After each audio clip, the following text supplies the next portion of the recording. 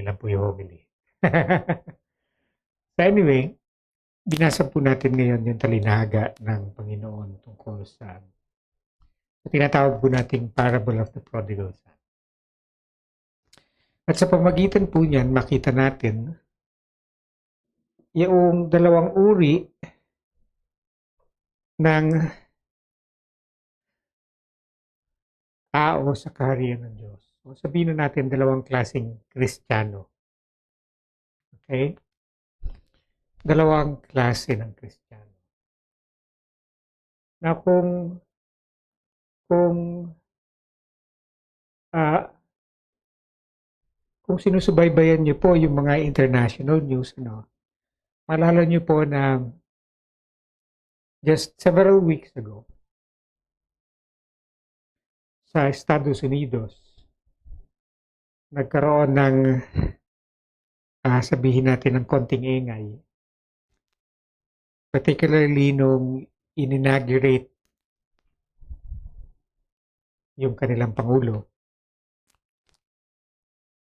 So traditionally, pag in-inaugurate yung Pangulo, merong Thanksgiving or prayer.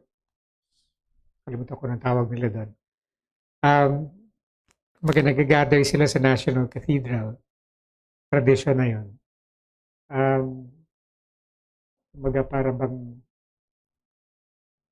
and they hold a mass particularly for kung sino man yung bagong upo na kandidato. And on that particular mass, the bishop spoke. Sige yung i-inform kayo dun sa bagay na yun. Ang sinabi lang naman ng bishop, Dear President, alang-alang sa awa ng Diyos, nakikiusap ako na sana mahabag ka at magpakita ka ng awa dun sa mga immigrants na naglilinis ng mga opisina natin, nagbubungkal ng lupa natin, at nagpo-produce ng mga pagkain natin. Okay? Sana maawa ka dun sa mga bata na kabilang dun sa LGBT community.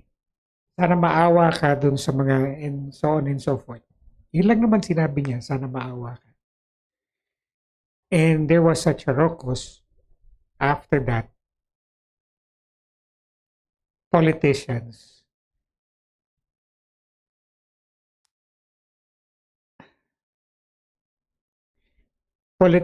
demanding na yung bishop matanggal.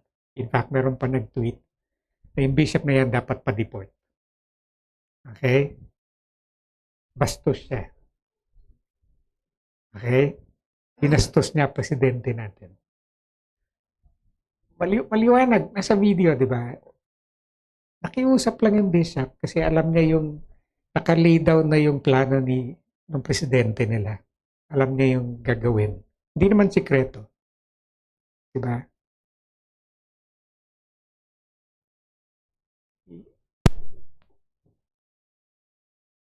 The bishop merely asked for mercy. At alam niyo yung pinaka nakakalungkot, marami dun sa mga negative comments galing sa mga Kristiyano. At hindi pa yan tapos hanggang ngayon. Makita na and what was revealed from that moment on. Sa panahon natin ngayon, dalawang klase Kristiyano. Okay? Dalawang klase ang Kristiyano. Now they're trying to tear down pero tinatawag na DEI, which stands for kalimutan ko na. So anyway, it has to do with inclusion and I forgot the other letters. And then one particular person who is kumbaga nasa forefront nung kanila ngayon politics.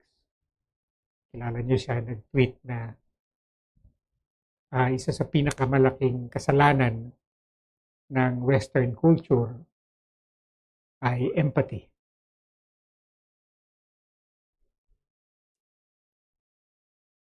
And many Christians agree. Okay? Many Christians agree na masama yung empathy.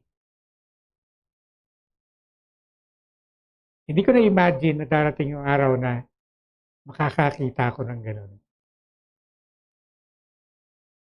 Actually, kahit naman sa mga nakalipas na taon, kahit sa Pilipinas, nakita ko rin yon. Nakakalungkot, nakakapanlumo. Diba? Hindi mo maubos maisip na ang Kristiyano mag-iisip ng gano'n. Pero somehow parang naiintindihan ko rin. Kasi there was a time I shared the same dogma that this kind of people, this kind of Christians believe. Yung dogma na ang Diyos dahil sa kanyang kabanalan at katarungan, wala siyang awa. Kaya tayo mga Kristiyano, hindi rin tayo dapat naaawa. Kasi kung gusto natin malinis ang kaharian ng Diyos, dapat lahat ng masama at lahat ng palagay natin masama. Of course, hindi tayo yun. Okay, posible maging tayo yung masama. Dapat lipulin. At ngayon, yung punla na yan, nakikita ko sobrang laguna. Salamat na lang sa Diyos. Binunot ako ng Diyos mula dyan sa garden plot, mula dyan sa paso na yan. Ano? Siguro kasama rin ako sa mga bulag ngayon who's ranting against the things that are actually stands for Christ and His gospel. Hindi nila makita. Diba? They're actually asserting, insisting na wala sa Bible yung empathy. Diba? Masama, yung pagka meron kang empathy, binubulag ka ni Satanas para i-entertain mo at i-allow ang kasamaan sa mundo. Yun yung philosophy nila. It's very strange to me now. Pero looking back, na-realize ko nga, sabi ko nga, sa mga naiintindihan ko rin, kasi kung babalikan ko yung dating frame of mind ko, probably kasama ako sa kanila ngayon. And you know what changed? You know what changed? The turning point was when I realized, I grew up in the church. Okay? Mula pagkabata, we were warned, diba, yung magkakasala. Of course, nagkakasala ka rin naman, kahit sabihin ko yan. Then again, kumbaga ikaw ba yung tipo nung taong lumaki sa simbahan na hindi ka nakatikim ng drugs, hindi ka nakasali sa frat. Okay? Ilang beses na ako muntik na makipagsuntukan pero lagi hindi natutuloy. So, best excited ako kasi may dala na akong asero. Diba? May nakaschedule na kami na bubugat. Yung pinagtatanggol namin, bigla nagbati. Rambulan na yung ina-expect namin. Yung mga medyo ninervous ako dun sa kasama ko. Dala niya sprocket na nakalagay sa supot. Yun yung pangahampas niya. Okay. Lolo ka, hindi mo na makakamatay yan. Masaglakan pa ka. Huwag yung bubutas ng bumbunan. Okay? So, many times, kumbaga, so sa madaling salita, kung ikukumpara ko sa iba, gaya nga ng pinagmamalaki minsan ng nanay ko, good boy daw ako. Daw. Kung alam niya lang yung mga desires ko, gusto ko rin maging tarantado. Okay. So, but anyway, dahil lumaki ako sa bantay sarado sa simbahan at sa bahay, Diba? I was one of those who are considered good boys. I'm not particularly proud of that. Pero dahil wala akong recollection, may ginawa akong masama ayon sa kategorya ng simbahan namin. Bagamat meron ako mga guilt, at alam ko marami akong ginawang masama sa buhay ko simula pagkabata. Pero hindi kagaya ng guilt na sabihin natin kinukondem ng simbahan namin. And because of that, I have very little comprehension. I mean, real comprehension. Real heartfelt comprehension of God's grace and mercy. Bagamat minamouth ko na lahat tayo kailangan ng awa ng Diyos, pero alam mo yon, sinasabi lang ng bibig mo, pero sa isip at puso mo, kailangan nila yan. Ako hindi masyado kasi good boy ako eh. Sabi ng nanay ko. Pero alam ko hindi. Okay. Alam niyo, ako po yung sinasabi ko sa inyo. I have very little understanding, deep understanding of what mercy is. Tandaan niyo yung hinugasan yung paa ni Jesus. Di ba? Then yung mga Pharisees, very prideful na ang sabi, di ba, sayang yung pabango, mahal yan. Sabihin mo nga, pwede bang sawayin mo yan, Rabay? Sayang yung pabango, pamigay na lang sa mahihirap. Di ba? Pagbili yung pabango at pamigay sa mahihirap. Natandaan niyo yung sabi ni Jesus. Those who receive much, gives much. Those who receive little, gives very little. Yung tumanggap ng konti, magbigay. Pero yung tumanggap ng sandamakmak, very generous. Now this woman is very generous. Why? Because she received much. Sa mata ng mga Pariseo, ano naman tinanggap niya? Hindi mo siya mayaman. Diba? Hindi mo mataas status niya. Well, of course, Jesus was talking about the woman receiving God's grace. Forgiveness. Now, ibig sabihin ba niyan, grado-grado, magkakaiba yung tinanggap natin mula sa Panginoon? Actually, hindi. Diba? As attested by the writing of St. Paul, nung pinamudmod ng Diyos ang biyaya niya sa atin, di ba? Binuhos niya talaga lahat para sa atin. The only problem is, ika nga, di ba, nung nagsabo yan Diyos ng kagwapuhan, yung iba sa atin tulog. Di ba? Or, in this case, nung magsabog ang Diyos ng biyaya at awa, yung iba sa atin, nakapikit ang mata. Nakatingin sa salamin, sa sarili. We were not paying attention. When Jesus said, those given much, gives much, He's not saying na yung iba pinagkaitan. Hindi, lahat tayo, diba, generously binigyan ng Diyos. But the only problem is, some of us doesn't see. Some of us are ignoring. Some of us are oblivious. Wala tayong malay, hindi natin alam.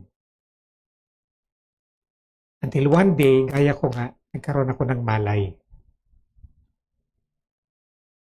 Diba? When I realize, I'm not such a good person after all.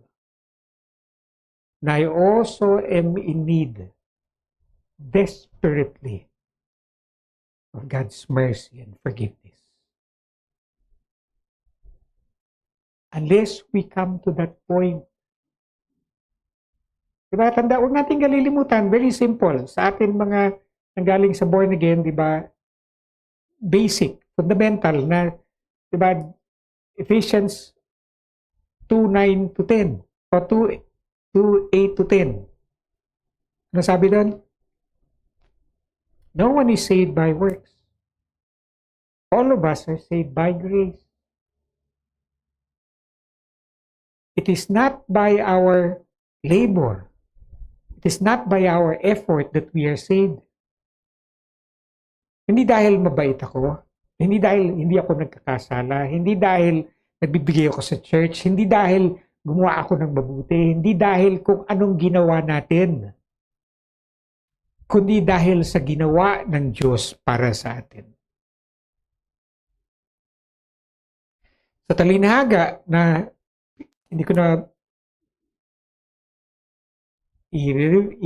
i-summarize, alam na natin yung parable of the prodigal son. Makita natin dalawang klase ng mananampalataya o dalawang klase ng Kristiyano.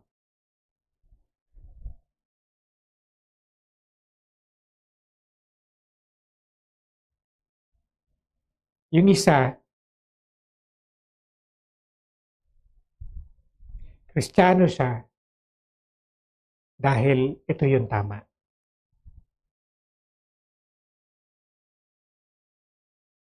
Tama naman pakinggan, di ba? Ginagawa mo lang yung tama. Yung isa, Kristiyano siya kasi ginahal siya ng Diyos. One is out of duty and the other one is out of gratitude. I'm not saying that duty is wrong. Duty is also good. But gratitude is the best. Gratitude is the best. With gratitude, we walk with a lighter yoke. With duty, di ba? We do things grudgingly because we feel the yoke. Ramdam natin yung bigat. Okay? Ramdam natin yung bigat. But with gratitude, sabi nga ni Jesus, "Come to me, all you are weary and heavy laden, and I will give you rest. For my yoke is not heavy, but rather it is easy and light." Why is the yoke of Jesus easy? Because we know that the work was done not by us, but by Him. We are not saved because we are good. Okay? And we do not earn favor because we did this and we did that, but rather we are favored because we are loved. Amen? Simple as that. Because God loves us. And nothing will change that.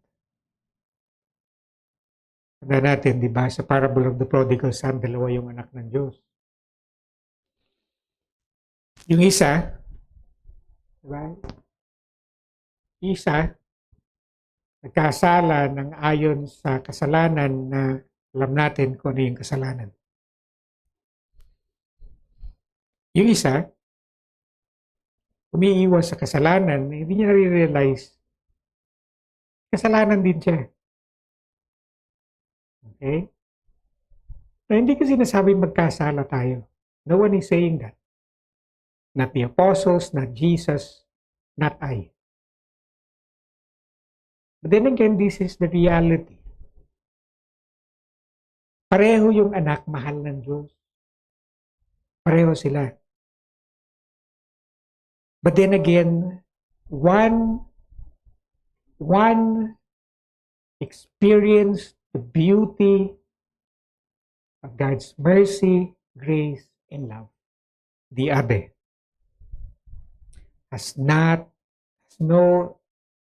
doesn't have any comprehension kung ano yung grace, mercy, and love. Semantic lang, salita lang.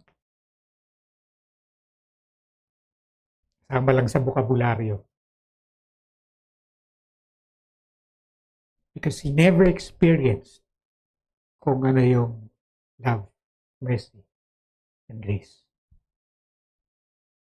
Hindi dahil pinagkait sa kanya yung experience, kundi dahil actually nararanasan yun supposedly araw-araw dahil nasa presensya siya ng tatay niya. The only problem is, he never paid attention.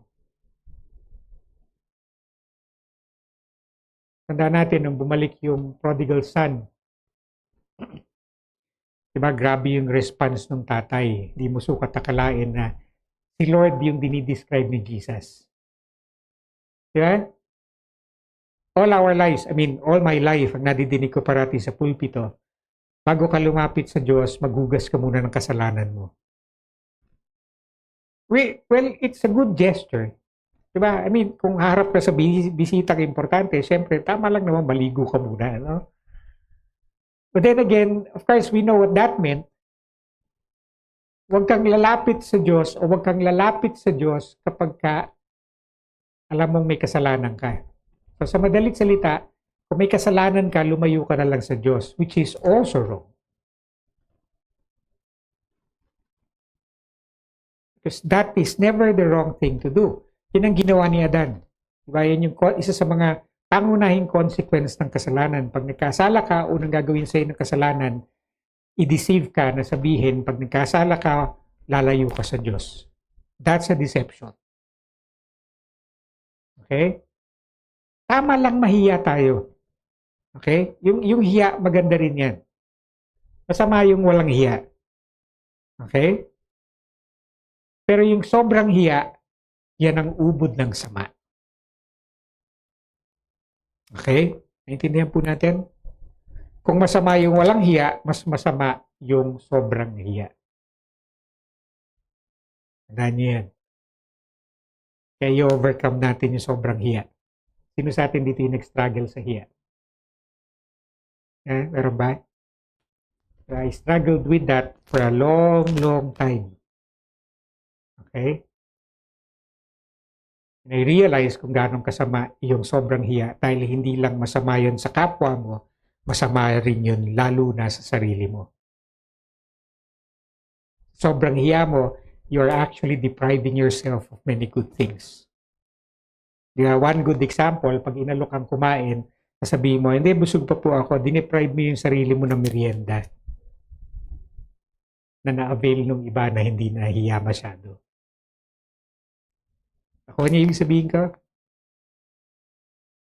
Hindi natin nare-realize sa sobrang hiya natin minsan kay Lord, tinatanggihan natin yung grasya niya. Yung siguro ibig sabihin ng mga matatanda, di ba? Pagka yung inalok ka, sabi mo, tumanggi ka at sabi mo, huwag tanggihan ng grasya. Di ba? They have a point. Minsan sa sobrang hiya natin, tinatanggihan natin ang grasya ng Diyos. And because of that, hindi natin na-experience kung gaano kaganda ang buhay.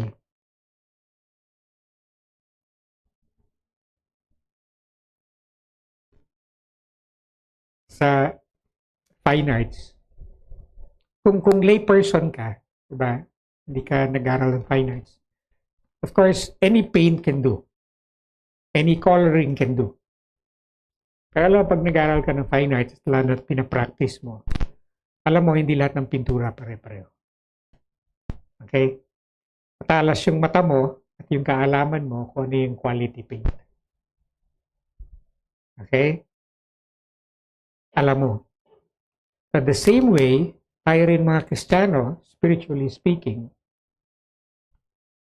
merong point sa buhay natin na very dull.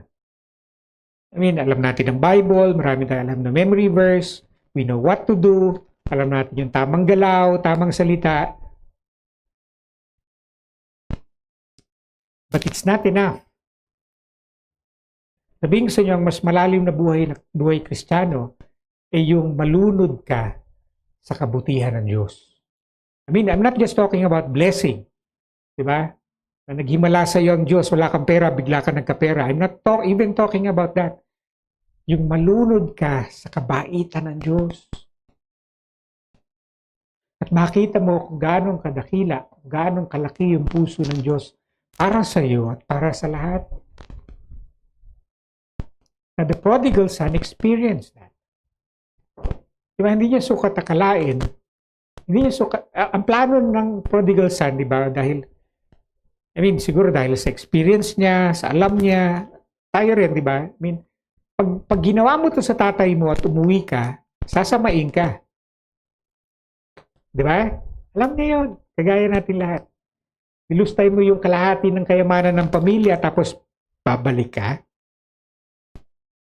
Zero. Tapos makikikain ka. Hindi lang sa palaabutin mo pag uwi mo. Di ba? And perhaps, kaya matino naman siya. Diba? Perhaps he was anticipating that. Kaya ang nire-rehearse niya na sa isip niya, ito sabihin ko sa tatay ko, Tay, yung laki ng kasalanan ko sa inyo, hindi ako hihingin tanggapin niyo uli ako. Pwede bang mamasukan na lang ako sa atin bilang alipin? Di ba? Para lang may makain ako. Yun yung nire-rehearse niya sa isip niya habang naglalakad siya pa uwi. Well, somehow na-realize niya kung gano'ng kalaki talaga yung kasalanan niya na minsan kulang sa atin. Kadalasan yung kasalanan natin, gina-justify natin. And by the way, sa gusto niya dalawang klase ng Kristiyano, yung isa yung nakaranas ng biyaya ng Diyos at namumuhay siya sa pasasalamat, yung isa out of duty.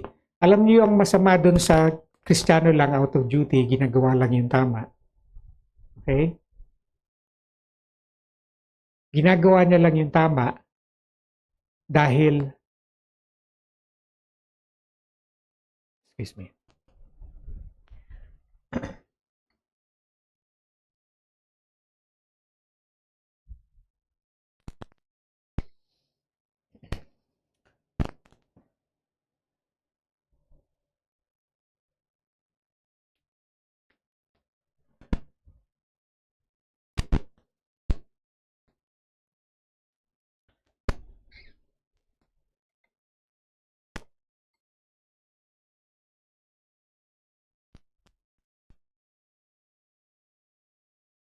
Anyway, babalikan ko na lang yan.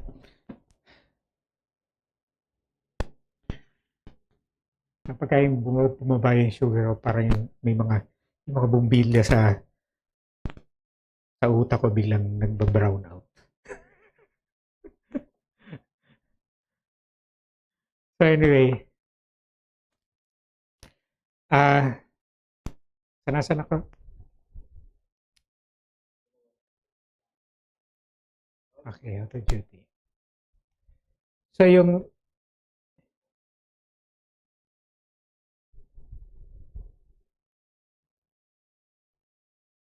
okay. So yung Kristiyanong out of duty, yan. Biglang milaw uli yung bumbilya. So yung Kristiyanong out of duty, kasi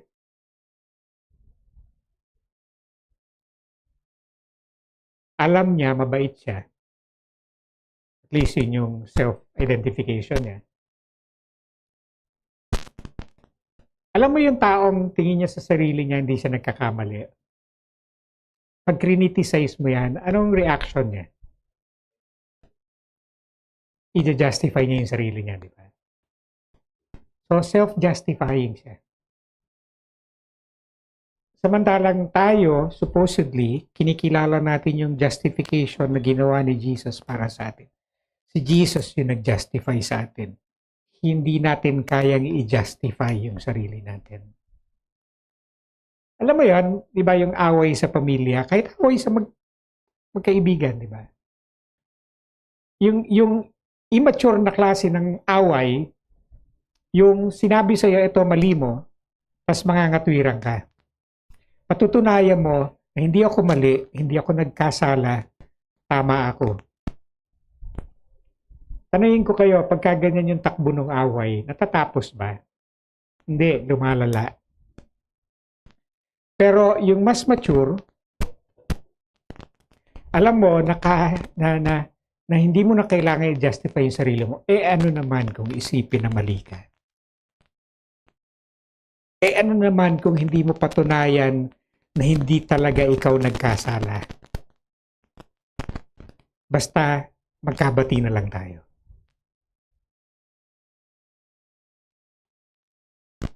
Yung mga mag-asawa dyan, ano?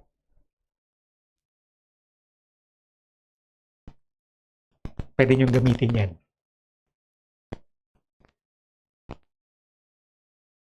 Kadalasan, we try to prove ourselves, our own worthiness, and we do it on our own for ourselves. It actually doesn't help.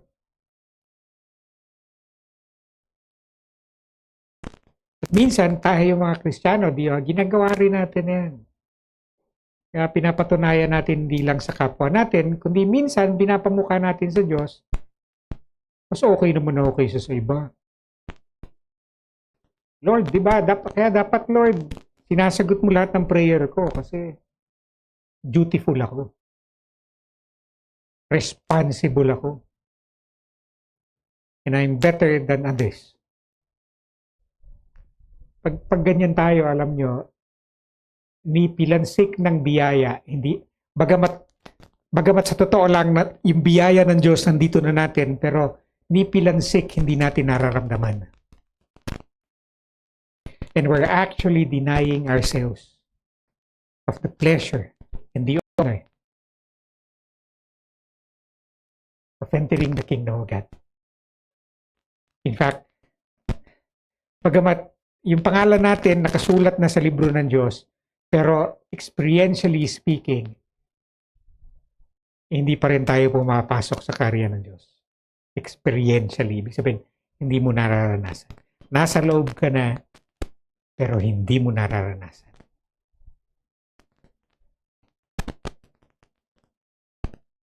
Sa mata ng Diyos, eto ka na. Pero sa mata mo, nagdadabog ka pa, nasaan. We can only experience the kingdom of God once we understand that we are loved and how much God loves us.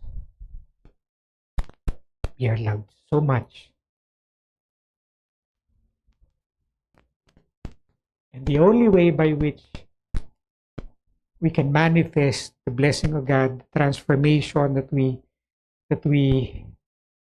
long for, and the things that we long for concerning the kingdom of God and the promises of God can only be realized once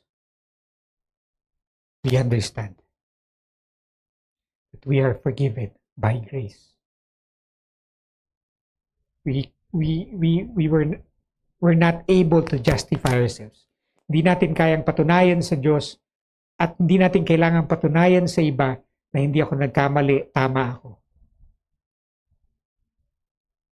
Pero minsan yan yung struggle natin. Yan yung ginagawa natin. Yan yung pinipilit natin. And it doesn't work. Probably, in some areas of our life dito sa mundo, sometimes it works.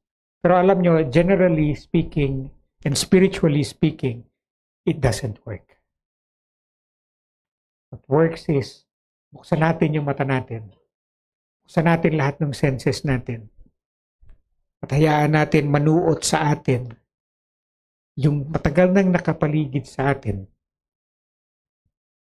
na biyaya at awa ng Diyos. Speaking of empathy, yung mga nagsasabi, empathy, biblical ba yan? Well, actually, it's biblical. You cannot find the word empathy in the Bible, kahit na yung sa Greek word, meron tinatawag na empathia o empatheia. But basically, hindi yan yung root word na empathy. Dahil yung empatheia sa Greek was passion. Passionate love. Yun ang empatheia. Or passionate feeling. Dahil yun yung idea nila. Kung alam nyo how words are developed through time and history, may iba weird, iba, but it's very interesting. But the word empathy that we know now came from, matanda akong Latin, French, word? German. Kalimutan ko na yung German word. Well, actually, din galing yung salitang empathy ngayon. Which means to enter into the feeling of another person. Now, sabihin natin, yung salitang empathy mismo, hindi nanggaling, wala hindi makikita yan sa Bible text. Okay, Hebrew or Greek. Totoo lang. Sabi ko nga sa inyo, yung salita na di-develop yan. At minsan na iiba, kagaya ngayon ng salitang apocalypse, iba na ibig sabihin ng apocalypse, dun sa ibig sabihin sa Bible nung sinulat yung apocalypse. Okay? That's how, ganun nangyayari sa mga salita. So kaya, hindi nyo kailangan hanapin yung salitang empathy sa original Bible, but you can certainly find the idea in the Bible. In the letter to the Hebrews, ang sabi ang Diyos ng katawang tao upang maging maawain siya na mataas na saserdote. Sa madaling salita, ang Diyos, yung incarnation ng Diyos, ginawa niya sa pamamagitan ni Jesus, ginawa niya para mas maintindihan niya tayo kung gaanong kailangan natin ng tulong. At sa ganun, mas maging bukas ang puso ng Diyos para sa ating lahat. Imaginin mo, omniscient ng Diyos. Supposedly, alam niya na lahat. Di ba? But then again, makita natin, he was humble enough. Somehow, he was humble enough na parang inamin ng Diyos, hindi ko pa alam lahat. Gusto kong malaman. Ganun ka-humble si Lord. Yeah? All-knowing ang Diyos. Wait, tusin mo, di ba? Matindi pa siya sa Google. Di ba? But then again, he was humble enough to say, meron pa akong kailangan gawin para mas maintindihan kung taong ginawa ko. Papasok ako sa buhay nila. Sasama ako sa kanila. At magiging isa ako sa kanila. That's empathy. Introduced to us through the scriptures. Walang salitang empathy nung panahon na yon. Kaya huwag nyo na hanapin yung salita mismo. But the idea was introduced to us by God. God had empathy towards mankind. Kaya sasabihin mo empathy is sin. No? In fact, sociologists would say the only reason why humanity exists up till now is because of empathy. Anthropologist testifies. Alam niyo yung istorya, di ba? There is this particular anthropology, kinukwento niya, na nakatagpo sila ng human remain, Neanderthal, prehistoric man. And they were amazed nung makakuha sila ng skeleton sa isang kuweba. At na-realize nila yung malaking the femur, yung malaking buto sa binti, bali na naghilom. Kasi alam niyo yung buto, pagka yung nabali siya tapos naghilom, alam mo yung puno, yung sinugatan mo, kita mo na sa puno, sa sanga ng puno yan, sinugatan mo, tapos gumaling siya, merong marka yan. And so they know na itong skeleton na ito ng primitive man, nabalian ng buto. Alam natin, nung panahon yon, walang 7-Eleven, walang Mercury, walang ospital. So maliwanag na itong taong ito pwedeng mamatay. And they found out nung pinag-aralan nila yung healing nung buto bago siya namatay, matagal na nangyari. Ibig sabihin, after siyang mabalian, nabuhay pa siya ng matagal-tagal. So ibig sabihin, itong taong ito may nag-alaga sa kanya. I mean, nung panahon na pinagpapalagay natin itong mga taong ito para mga animal. Di ba? walang sibilisasyon, walang awa. And yet, diba, yung mga anthropologists, they were surprised nung telltale sign dito sa skeleton na to. May naawa dito sa taong to. May nag-alaga sa kanya. May nagpakain sa kanya nung hindi niya kayang bumangon para magbungkal ng lupa, maghanap ng kuneho para manghuli ng isda para may makain siya. Hindi. May nagdala sa kanya ng isda, may nagdala sa kanya ng gulay, may nagdala sa kanya ng putas. Pinagtiyagaan siya, inalagaan siya. So social science and anthropology teaches us that the only reason why humanity prevail and we will remain as long as we take care of one another. Yung sinasabing survival of the fittest. Actually, it's a misquotation. Diba? Hindi sinasabing ang mananatili lang yung malakas. Actually, it's a misunderstanding of the text. Ang sinasabi ng text, well, anyway, hindi ko na kayang balikan. But then again, it's a misunderstanding. It's actually the opposite. Yung sinasabi mismo nung, I think it was Darwin. Diba? Yung context mismo, ang sinasabi niya, it doesn't work. Yung akala natin yung pinakamalakas yung magsusurvive. Hindi. Unless inaalagaan ng malalakas yung mahihina, diyan tayo magsusurvive. Unless kinakalinga natin yung hindi kayang alagaan yung sarili niya. Kagaya ng sanggol. Bakit ginawa ng Diyos ng sanggol na tao?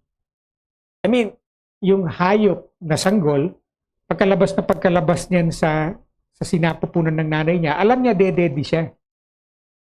At kahit pikit ang mata ng kuting at ng kuting at ng tuta, di ba?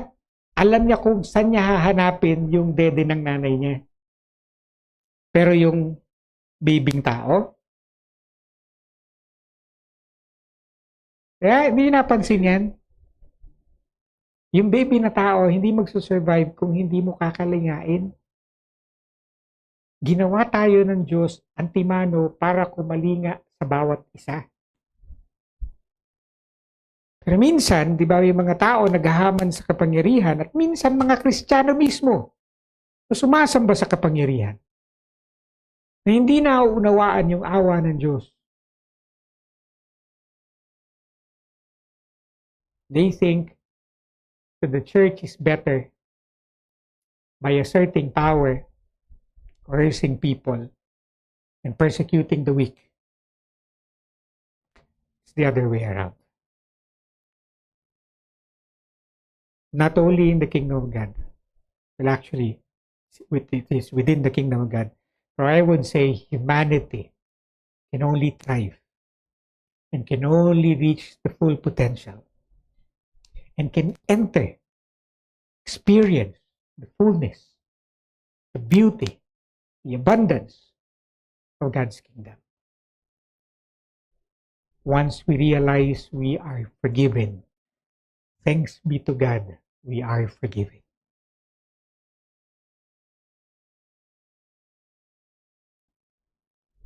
Yung pangalawang anak nung tinanggap nung tatay yung prodigal son, nagrereklamo sa tatay. Ba't mo pinapasok yan? Mas may party-party pa tayo. Ano yan? Anong tinuturo mo sa mga tao? Anong tinuturo mo sa amin? Yeah? Kamimihasa yan. Yung pulubi, pag binigyan mo, mamimihasa yan. Hindi magtatrabaho yan.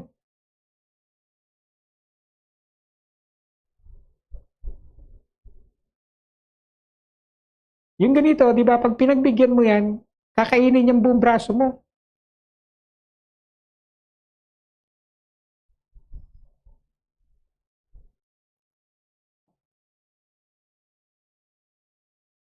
It sounds wise, sounds practical, and yet it's a telltale sign, excuse me, that we have missed something within the kingdom of God.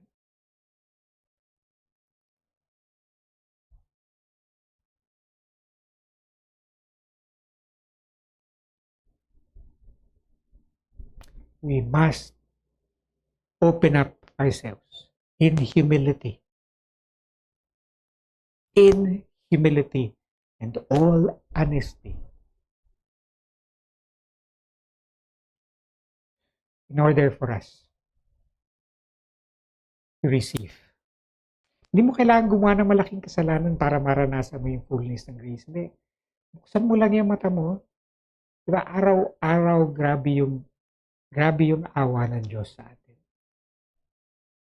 Kung matutunan lang natin talaga na maging honest, matutunan natin na umamin ng mali natin instead of justifying ourselves, i-appreciate natin yung justification na tinanggap natin mula sa Diyos. Diba, yung prodigal son, ginastify ng ama despite the fact ganong kalaki yung kasalanan niya. Sabi ng ama, wala yan. While some of us who feel better, diba, ang response natin pag nagkasala tayo is to justify ourselves. Ulit lang kasalanan ko. And the more we do that, dahil maliit lang ang kasalanan mo, sabi mo, and therefore maliit lang yung grasya na tinatanggap mo. And lastly, let me end with this. So, in passing, kanina pagising ko, tinignan ko lang yung Facebook ko saglit. And there was this quotation, I think, kung hindi nagkakamali kay Father Tanner. Hindi ko na-memorize, pero yung essence, ito sinasabi. The best witnesses of the kingdom, the best witnesses for God, are those who have been reconciled. Which is in essence, yung sinasabi ni St. Paul sa reading natin yan. We are ambassadors of Christ. At ano yung message natin? That we are reconciled with God. And how can you truly say with power that we are reconciled with God unless you yourself experience that reconciliation? Like the prodigal son. And so I encourage you right now, buksan natin yung mata natin, isip natin, yung puso natin, and let us be humble. We do that by humility and only with humility and all honesty, that we are in need of God's mercy and love. And recognize that God never withholds His mercy and love. It is generously poured out upon us. Receive it. When you receive it, that is then and only then that you realize this is how it is, and this is how it feels to be reconciled with God, to be justified by faith, not by myself, but by God Himself. Praise be to God. Tumayo po tayong lahat.